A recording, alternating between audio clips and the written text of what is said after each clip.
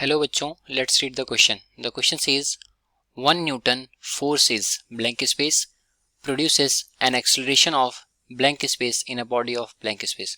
So question में यहाँ पर कुछ ब्लैंक स्पेसेस गिवन है, हमें उसको फिल करना है। तो क्वेश्चन में बोल रहा है कि 1 न्यूटन फोर्स के बारे में बताना है कि इसके लिए यहाँ पर ब्लैंक स्पेसेस में क्या क्या आएंगे।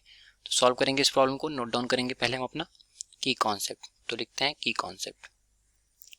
तो की कॉन्सेप्ट में हम डिफाइन करते हैं कि जो फोर्स होता है वो होता क्या है। तो फोर्स को हम एफ से डिनोट करते हैं और फोर्स इज इक्वल टू होता है हमारा मास इनटू एक्सेलरेशन। ठीक है, एफ इज इक्वल टू होता है हमारा mass into acceleration. Acceleration mass को हम जनरली एम से डिनोट करते हैं और एक्सेलरेशन को ए से। तो यहाँ से हमारा जो होता है force F is equal to M में। ठीक है, ये हमारा न्यूटन सेकंड लॉ है और इसकी जो यूनिट होती है फोर्स की वो होती है न्यूटन।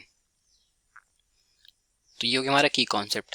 अब आते हैं प्रॉब्लम पर। तो प्रॉब्लम में बोल रहा है ब्लैंक स्पेसेस के बारे में। तो पहले में बोल रहा है कि 1 न्यूटन फोर्स इज है। सो बेसिकली हमारा 1 न्यूटन फोर्स क्या है, फोर्स है जो कि किसी बॉडी में कब प्रोड्यूस होता है, जब उस बॉडी में जो एक्सेलरेशन है 1 मीटर पर सेकेंड स्क्वायर का एक्सेलरेशन हो रहा हो और बॉडी का मास 1 किलोग्राम हो। ठीक है, तो अगर हम यहाँ पर लिखें कि m is equal to 1 kilogram ले लें किसी बॉडी का मास और एक्सेलरेशन उस बॉडी में जो प्रोड्यूस हो रहा है वो ले लें 1 मीटर पर सेकेंड स्क्वायर। ठीक है, सबकी हमने ऐसा यूनिट ले रखी है। तो जो फोर्स आएगा F इज इक्वल टू हो जाएगा 1, ये हमारा किलोग्राम हो गया, into 1 metre per second square. ठीक है, तो यहाँ से निकल कर के आ जाएगा हमारा 1 kilogram metre per second square, या फिर हम इसको बोलते हैं 1 न्यूटन।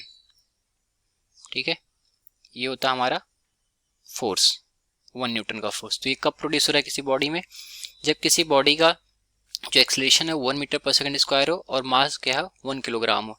तो हम यहाँ पर लिख सकते हैं कि 1 newton force is a force produces an acceleration of 1 metre per second square in a body of 1 kilogram. ठीक है, तो यहाँ पर बेसिकली हम क्या भरेंगे, 1 newton force is a 1 Newton amount of force. ठीक है, तो यहाँ पर हमारा फोर्स भराएगा।